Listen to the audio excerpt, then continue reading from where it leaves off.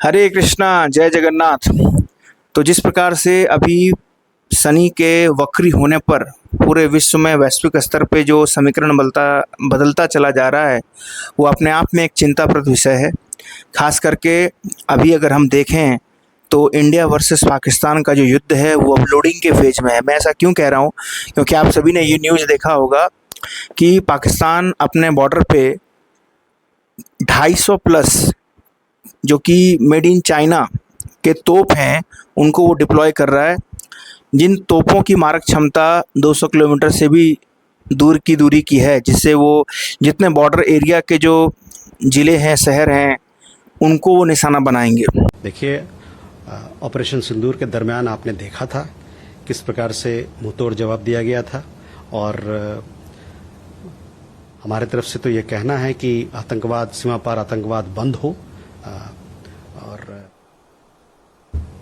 अपने राष्ट्र हित में हमको जो भी चीज़ करना होगा वो हम करेंगे, और उसके लिए हम हमेशा मुस्तैदी से तैनात रहते हैं। और ये 250 से प्लस उन्होंने अभी तोप लगा के रखे हैं। जिस प्रकार से हमने पिछली वीडियो में भी चर्चा की थी कि चाइना भी इंडिया से जो बॉर्डर साझा करता है, वहाँ पे उसने बहुत सारे जेट फाइटर्स को भी उसने डिप्लॉय किए हैं। तो जैसा कि भविष्यवाणी में वर्णित है कि भारत वर्सेस पाकिस्तान होगा और चाइना भी होगा, तब ये तृतीय विश्व युद्ध ऑफिशियली स्टार्ट होगा। तो अब खास करके इंडिया वर्सेस पाकिस्तान ये अब काउंटडाउन के फेज में है। जी हाँ, क्योंकि आज तक इंडिया के ऑफिशियल हैंडल से, जो कि रक्षा मंत्री हों या फिर विदेश मंत्री हों, या सेम पाकिस्तान के रक्षा मंत्री हों, विदेश मंत्री हों, वो लोग स्टेटमेंट देते आ रहे थे कि हम जल समझौते के कारण भारतीयों का ये कर देंगे, वो कर देंगे। इंडिया धमकी दे रहा था, लेकिन अब बात धमकी तक नहीं रही, क्योंकि अब आर्टिलरीज को बॉर्डर एरिया पे डिप्लॉय किया जा रहा है। दूसरी बड़ी बात है कि एक वीडियो अभी हमारे सबके सामने आई है। अगर आपने ये वीडियो नहीं देखा तो प्लीज़ वीडियो को देखें।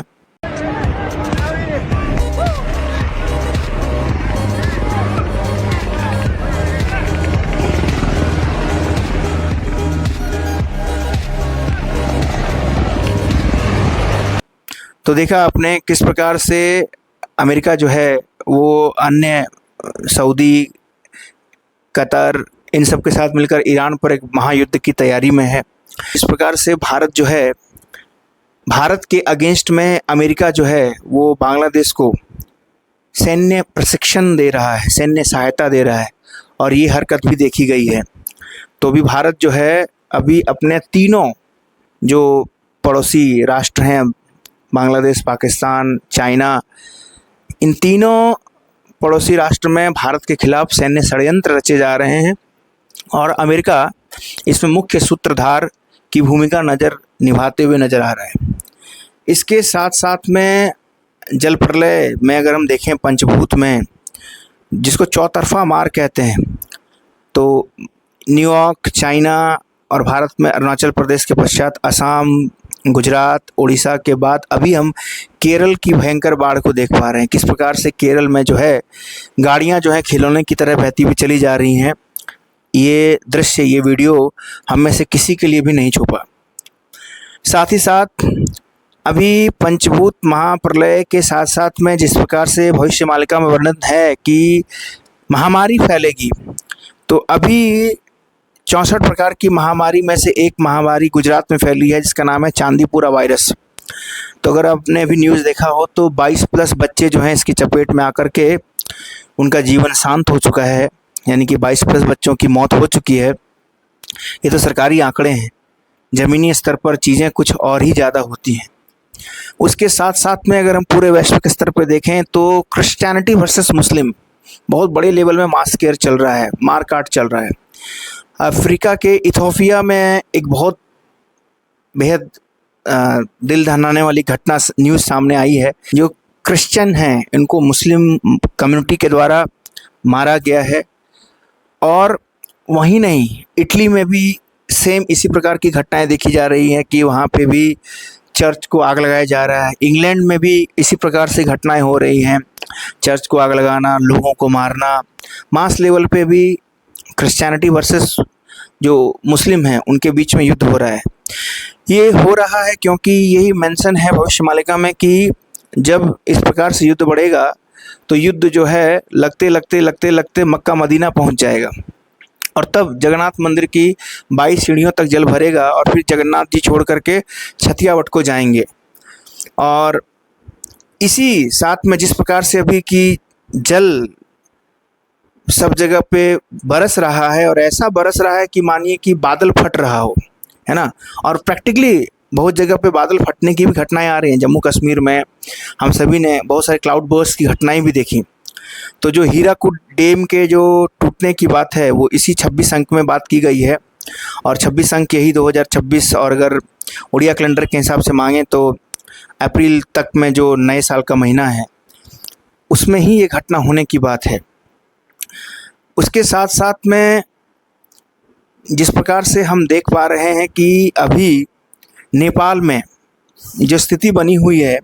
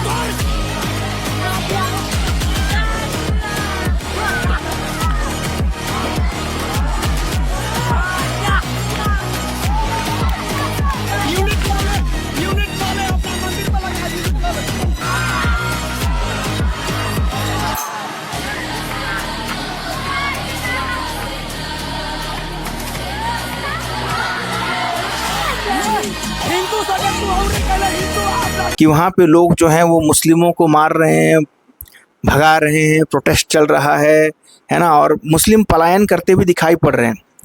इसका कारण सब स्टार्ट हुआ कि किसी कांवड़ यात्रा को लेकर के जहाँ पे मुसलमानों ने 2 से 3 हिंदुओं को, निर्दोष हिंदुओं को मार डाला, शिव भक्तों को मार डाला। उसके पश्चात ये विध्वंसकारी घटना, ये चिंगारी जो है भयानक दावाग्नि का रूप ले चुकी है। तो क्या आप जानते हैं इस घटना की जो भविष्यवाणी थी ये 2018 में ही पूरी गोवर्धन मठ के शंकराचार्य जी ने उसी समय आज से 8 साल 9 साल पूर्व की थी। पहले आप ये वीडियो देखिए। भारत के पूर्व प्रधानमंत्री, वर्तमान प्रधानमंत्री जी, भारत के पूर्व राष्ट्रपति जी, वर्तमान राष्ट्रपति जी भी कान खोलकर सुन लें। विश्व में स्वस्थ क्रांति की उद्भावना नेपाल से होगी और वो स्वस्थ क्रांति सबके हित में प्रयुक्त और विनियुक्त होगी। नेपाल भव्य रूप धारण करेगा, भारत इससे शिक्षा लेगा। हर हर महादेव। तो देखा आपने किस प्रकार से नेपाल में ये स्वस्थ क्रांति की शुरुआत हो चुकी है, किस प्रकार से भारत को इससे शिक्षा लेने की आवश्यकता है और किस प्रकार से ये आगे और विराट रूप धारण करने वाला है। साथ साथ में कुछ लोग अभी भी इसी बात पर अटके हुए हैं कि इतना जल्दी कैसे विनाश हो सकता है, इतना जल्दी कैसे 4,32,000 साल ख़त्म होकर के 5,000 साल में कलयुग निपट सकता है। तो हालांकि इस पर हमने बहुत डिटेल वीडियो बनाया और इस पर बहुत सारे लोगों ने बहुत सारा प्यार दिया। इसके लिए आप सभी का बहुत बहुत विशेष धन्यवाद। कुछ लोगों का कमेंट में ये भी प्रश्न इसमें आ रहा है कि ये तो तब होगा जब लिखा है कि मनुष्य मनुष्य का मांस खाएगा, तब होगा। अभी तो ऐसा दिख नहीं रहा है। तो हमने कहा देखिए एप्स्टीन फाइल में एक घटना आई, तो वो इक्का दुक्का है। तो देखिए इक्का दुक्का ये घटनाएं ही होंगी, ऐसा नहीं है कि ये बहुत बड़े मास लेवल पे होगा। फिर भी ऐसे लोगों के लिए आज मुझे एक वीडियो, एक साक्ष्य मिला है, देखिए। Accused of selling bodies and body parts, a trial set to begin in just months. And tonight, new grisly details of what the FBI says really happened. ABC 15's Nicole Valdez is live. And Nicole, this paints a Frankenstein-like picture. Yeah, it really does. Katie and Steve, closed for years. This building off 24th Street, the university, doesn't look like much. But according to new claims in these court documents, the Biological Resource Center was essentially running a chop shop for human body parts, mixing, matching, and selling them in ways we've never heard of until tonight. तो देखा आपने किस प्रकार से human meet का एक market है जहां पे मनुष्य के गोश्त को बेचा जाता है। तो अब क्या बाकी रहा बोलिए। एप्स्टीन फाइल में तो कुछ नाम चुने हुए बिगड़े हुए कुछ अमीर लोग थे, वो ही इस घटना को अंजाम दे रहे थे। अभी तो ह्यूमन फ्लैश का मार्केट ही है जहाँ पे मनुष्य के मांस का क्रय विक्रय किया जा रहा है। तो फिर अब क्या बाकी रहा बताइए। जिस प्रकार से ये सारी घटनाएं अपने आप में बढ़ती चली जा रही हैं। अभी हमने फिर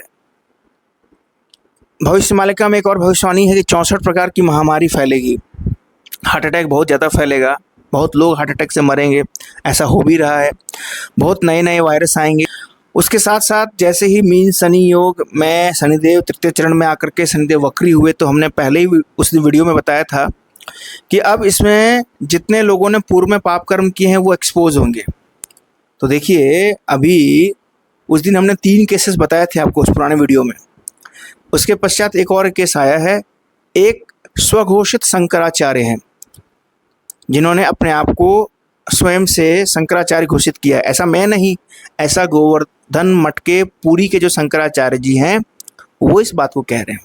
आपने कहा कि वो शंकराचार्य नहीं है और ये सार्वजनिक तौर पर आपने कहा था। अच्छा, ये क्यों कहा था आपने, हम थोड़ा चाहते से बताइए। और उन्हें शंकराचार्य क्यों ना माना जाए? आप मान ले। नहीं, मैं तो वो मानूंगा जो आप कहेंगे। उनकी गद्दी किनकी गद्दी है? रूपानंद सरस्वती जी महाराज हमारे गुरुदेव के गुरु भाई थे। हमारे गुरुदेव से उन्होंने विद्याध्ययन भी किया था। जिनसे मैंने विद्याध्ययन किया उनसे पूर्व हमसे पूर्व उन्होंने किया। हमारे बहुत परिचित वो थे। उन्होंने अंतिम सांस तक किसी को शंकराचार्य बनाया क्या? नहीं बनाया। उनको मालूम था बीमार हैं, शरीर छूटना है, फिर भी नहीं बनाया। लेकिन 2 व्यक्ति को उन्होंने दंडी स्वामी बना दिया। शायद उनकी कल्पना रही होगी कि एक शंकराचार्य बन के घूमेंगे। एक बार उनके जीवन काल में उनके पत्नी बन कर घूम रहे थे, उन्हें डांट दिया, वक्तव्य दे दिया मेरा कोई पत्नी नहीं, उत्तराधिकारी नहीं। तो उनसे पूछे स्वरूपानंद महाराज कहीं मिलते हो तो उन्होंने अंतिम सांस तक बीमार रहने पर भी उत्तराधिकारी को नहीं बनाया। तो उनको भी TAP the Aman podcast channel में जो अमन चोपड़ा जी हैं उन्होंने बहुत गंदे तरीके से उनको एक्सपोज किया। ये वीडियो सबके सामने निकल करके आया। मैं सवाल पूछ रहा हूँ भाई, मैं सवाल पूछ रहा हूँ। हाँ, पत्थरबाजी सही है। एक सीमा के बाद उग्र होना ही पड़ेगा। ये आप भी उग्र हो जाओगे, कहो तो अभी करके दिखा दे, कैमरा चालू रहेगा। जी महाराज जी, आप बड़े हैं, बिल्कुल जैसा आप कहें। पत्थरबाजी 20 दिन के बाद हुई। अगर पहले दिन होती तो हम उसको बिल्कुल गलत कहते। 20 दिन बाद सही है। 20 दिन बाद सही है, हम ये कह रहे हैं। 20 दिन बाद सही है, हम ये कह रहे हैं। पत्थर नहीं, कुछ भी चले हम सही मानेंगे। पत्थरबाजी को सही बताकर मैं माफ करिएगा आपके देखिए, मुंह पर बोल रहा हूँ, आप हिंसा को बढ़ावा दे रहे हैं। नहीं हिंसा को ठीक है, तो उनका भी तो गुस्सा वो क्या नहीं कर सकते। मैं सवाल पूछ रहा हूँ।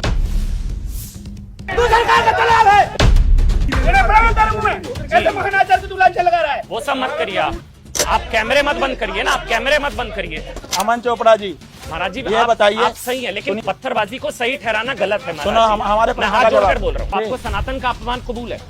आत्मरक्षा में पुलिस डंडा चलाती है महाराज जी, वो भी सही नहीं। मेरा हाथ मरोड़ रहे हैं ये बुलाइए ना इनको, इधर आइए। किस प्रकार से समय जो कि सब पर भारी होता है उन्होंने उनको भी एक्सपोज किया। खैर इस पे मैं ज़्यादा बात और चर्चा नहीं करूँगा। इसके साथ साथ जो रसिया और जो यूक्रेन में जो दिवाली का खेल चला आ रहा है वो खेल अभी भी चल रहा है। दोनों ओर से भयानक भीषण बमबाजी हो रही है। ये उस पर बम मार रहा है, ये उस पर मिसाइल छोड़ रहे हैं। उसके साथ साथ पूरे विश्व भर में अजीब गरीब घटनाएं हो रही हैं। और ख़ास करके जो 12 अगस्त को जो सूर्य ग्रहण है, खास करके सूर्य ग्रहण का प्रभाव भारत पर नहीं है, ना ही सूतक काल भारत में मान्य है, फिर भी ये बहुत ही नकारात्मक प्रभाव संपूर्ण विश्व में लाएगा। और ये ग्रहण बहुत खास है। जानते हैं क्यों खास है? क्योंकि ऐसा ग्रहण महाभारत के काल में होता था। कैसा ग्रहण?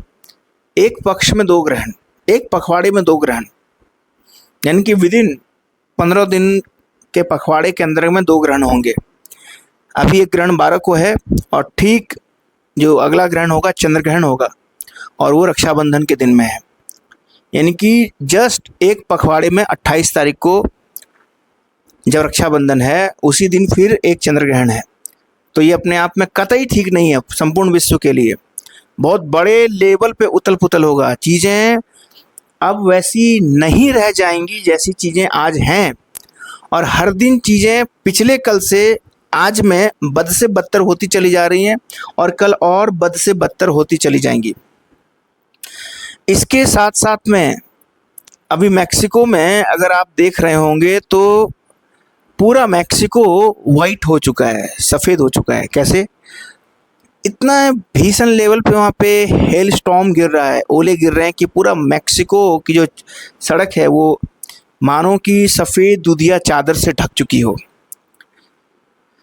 तो इस समय जब पूरे संपूर्ण विश्व के धरातल पर उथल पुथल मचा हुआ है तो हमें आपको मानव मात्र को अब जाग जाने की आवश्यकता है, और ये बहुत ज़रूरी चीज़ है, बहुत प्रबल चीज़ है इस बात को समझने की और जानने की कि अब हम धर्म के मार्ग पे लौट के आएँ, क्योंकि धर्मो रक्षति रक्षितः। जो धर्म की रक्षा करेगा आने वाली विकट परिस्थिति में समय में धर्म उसकी ही रक्षा करेगा। और जो लोग इस भरोसे बैठे हैं कि जब होगा तब देखा जाएगा और उस समय धर्म को पकड़ेंगे, क्षमा कीजिए आप नहीं बच पाएंगे उस समय ऐसा करने से। इसलिए ज़रूरत है अभी से ही 4 नियमों का पालन करें, जिसमें आप शाकाहारी हो जाएं पूर्णतः। उसके पश्चात किसी भी प्रकार का आप नशा ना करें, मद्यपान ना करें, कुछ भी ना करें। तीसरा है कि आप व्यभिचार ना करें, परपुरुष पर स्त्री गमन ना करें। चौथा है कि आप जुआ ना खेलें। इसके साथ साथ में आप नित्य प्रतिदिन श्री हरि के पवित्र नामों का ज़्यादा से ज़्यादा संख्या में जप करें, हरि के आश्रित होकर के। और अगला और आखिरी जो सेकेंड लास्ट है वो ये है कि नित्य प्रतिदिन श्रीमद् भागवतम महापुराण के एक अध्याय का पाठ करें, और अंततः नित्य प्रतिदिन त्रिकाल संध्या वंदन करें। तभी आने वाले समय में इस भीषण महाविनाश से आपकी और आपके परिवार की रक्षा हो पाएगी। हरे कृष्णा, जय जगन्नाथ।